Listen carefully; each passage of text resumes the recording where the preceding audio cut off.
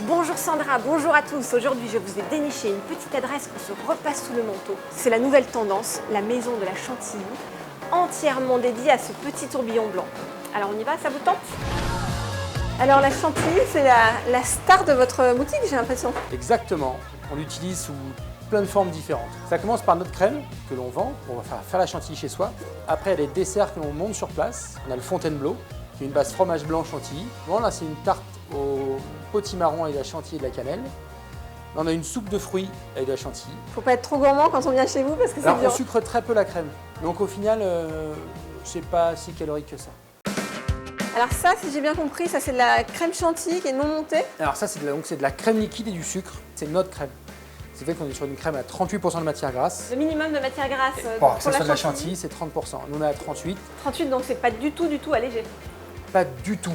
Mais la différence entre 30 et 38, finalement, c'est un tour de pâté de maison à pied. Hein. C'est pas surréaliste.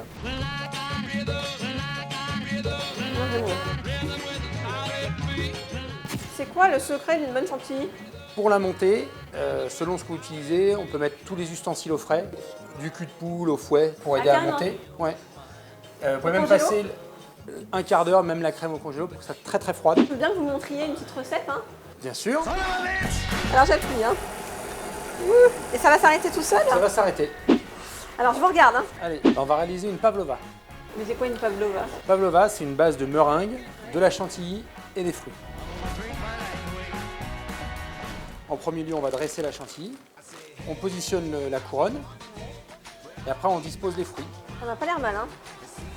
Alors à moi. Allez, pressez avec la main doucement. D'accord. Pas trop fort, je vais l'écarter au Je cas où. pense que j'aimerais y arriver. Je fais la méga pavlova. C'est ça.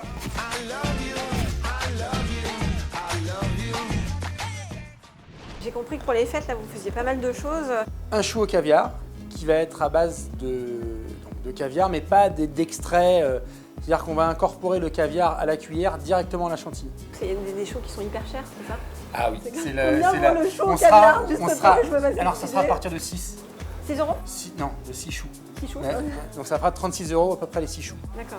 Il y a à peu près 40 grammes de caviar. Ça reste accessible.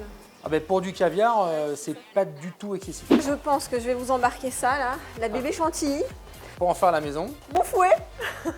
Ce soir, je m'y mets. jusque-là on est bien. Ouais, on est pas mal. Hein. Moi, je le prends avec le moulinet, c'est quand même plus simple. C'est un petit coup de main qui va faciliter le travail. Vous le faites tout seul, mais moi, hein, bon, Il faut, des hein. années d'expérience. Merci Florian. Bonne journée, Allez, à très vite. au revoir.